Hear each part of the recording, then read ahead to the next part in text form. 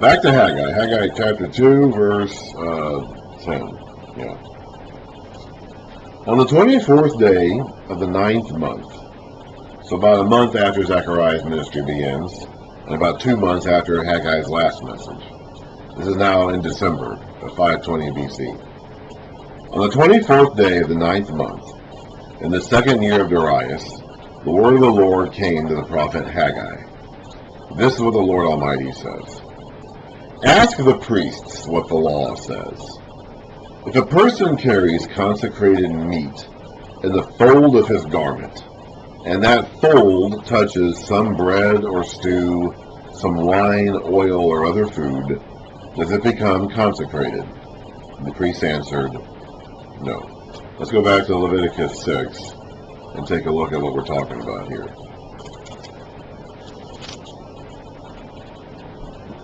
Oh no. Oh no. We could have some problems. Leviticus 6, okay, so we're reading about some of these offerings. Now, some of the offerings, the whole burnt offering, they offered the whole animal up to God. They couldn't eat any of it. Some of them they got to eat part of it. So this is the sin offering here in Leviticus 6, verse 24. The Lord said to Moses, say to Aaron and his sons, these are the regulations for the sin offering. The sin offering is to be slaughtered before the Lord in the place the burnt offering is slaughtered. It is most holy. The priest who offers it shall eat it. So you got to eat part of this. It is to be eaten in a holy place, in the courtyard of the tent of meeting. Whatever touches any of the flesh will become holy. And if any of the blood is splattered on a garment, you must wash it in a holy place. So the garment could become holy, but that holiness could not then be transferred to anything else.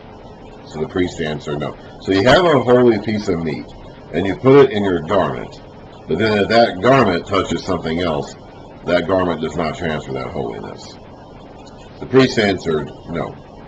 Then Haggai said, if a person defiled by contact with the dead body touches one of these things, does it become defiled? Yes, the priest answered.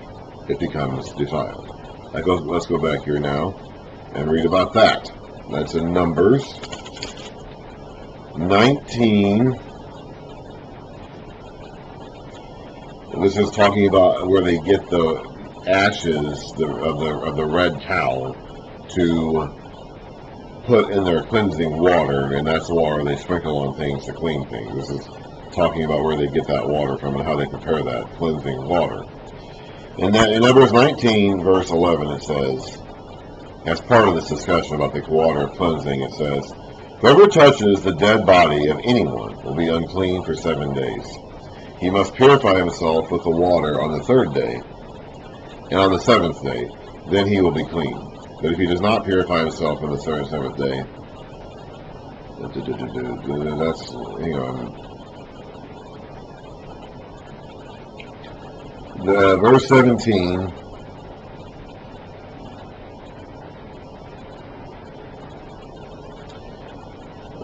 Verse 16. Anyone out in the open. Actually, you know what? Let's go back. Verse 14 here now.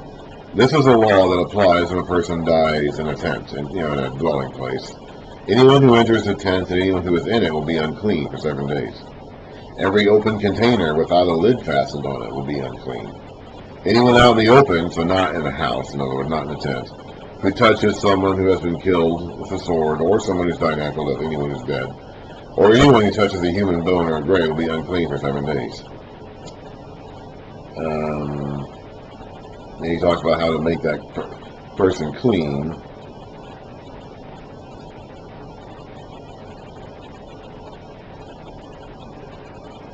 The man who sprinkles the water of cleansing, so the one who actually makes the unclean person clean, must also wash his clothes. Anyone who touches the water of cleansing will be unclean till evening. Anything that the unclean person touches becomes unclean.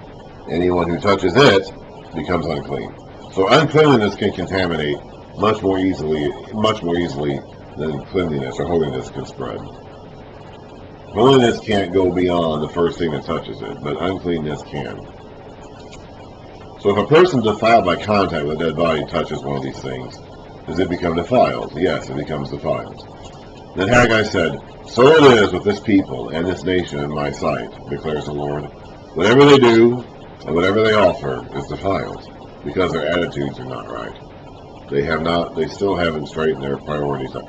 Haggai's message ultimately, yes, his task to them is to rebuild the temple, but his message ultimately is to reorganize your priorities, get your priorities straight, give careful thought to your ways. Now, and he's going to say this again, give careful thought to this from this day on. Consider how things were before one stone was laid on another in the Lord's temple. Now, they haven't gotten very far yet. They've only been rebuilding for about 3 months at this point.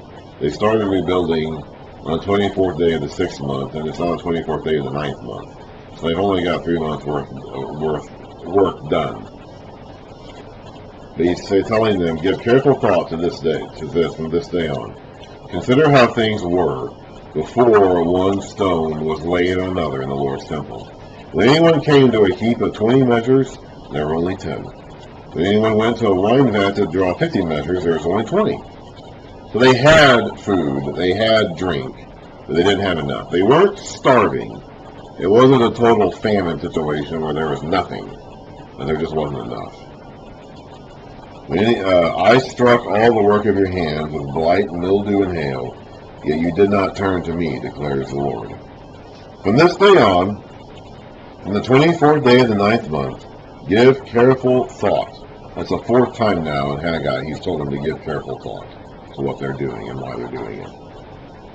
Give careful thought to the day when the foundation of the Lord's temple was laid. Give careful thought. That's the 5th time now he's saying this. Is there yet any seed left in the barn? Until now, the vine and the fig tree, the pomegranate and the olive tree have not borne fruit. But from this day on, I will bless you. So he has withheld his blessings from them for 16 years. He's going to give his blessing. Now that they're doing the work, give careful thought to your ways. Reorganize your priorities. Put God first, and these other things will happen as a result of that. Seek God and his kingdom first, and the rest of the things will happen following that. A little bit more in the book of Haggai. The word of the Lord came to Haggai a 2nd time on the 24th day of the 9th month. So this is on the same day as the previous message. Tells Zerubbabel, governor of Judah, this is a specific message to the guy who would be king, that I will shake the heavens and the earth. I will overturn royal thrones and shatter the power of foreign kingdoms. I will overthrow chariots and their drivers. Horses and their riders will fall, each by the sword of his brother. So in other words, Zerubbabel doesn't have to feel incompetent or inadequate or impotent for being a governor and not king. He would be king. If they still had a kingdom, if they still had their own independence, this guy would be king. He is the grandson of the last living member of the Davidic dynasty, Jeconiah. He is the son of Shealtiel, son of Jeconiah. This guy would be king. His dad would have been king. His granddad was king for 3 months. But he's not king right now, and he is under the jurisdiction of the Persian Empire. He has a Persian governor he has to report to. He may not really be under that Persian governor, per se, but he has to report to that guy. That Persian governor reports back to the king. He does not have authority, the authority that the previous kings had. But God is telling him here, that's all right. I will be with you. I will empower you, and you will not have to fear your enemies.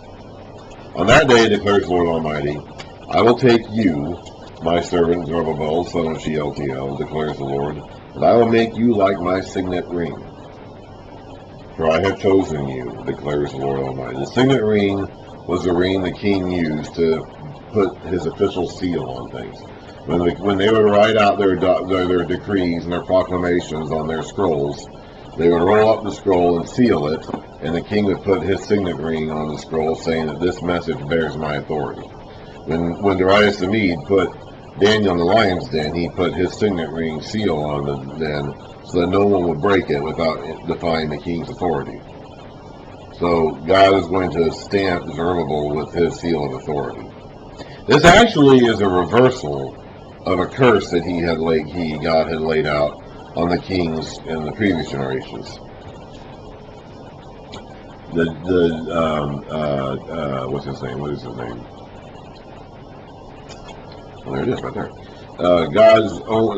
Zerubbabel's own grandfather, Jeconiah, who was the last living member of the line of David, was exiled into Babylon, and God said this about him in Jeremiah 22, starting in verse 24. As surely as I live, declares the Lord, even if you, Jeconiah, son of Jehoiakim, king of Judah, were a signet ring in my right hand, I would still pull you off.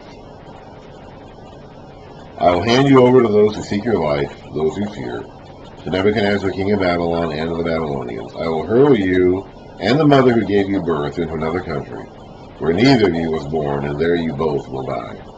You will never come back to the land you long to return to. He was only 18 years old, by the way, when God told him this. He must have been a pretty bad 18-year-old. Is this man Jehoiakim, or Jeconiah, a despised, broken pot, an object no one wants? Why will he and his children be hurled out, cast into a land they do not know? O land, land, land, hear the word of the Lord.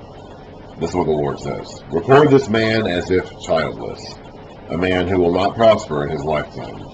But none of his offspring will prosper. None will sit on the throne of David or rule anymore in Judah. Jeconiah did not have a son who actually served as king of Judah. The guy who became king after him was not his son. He was his uncle.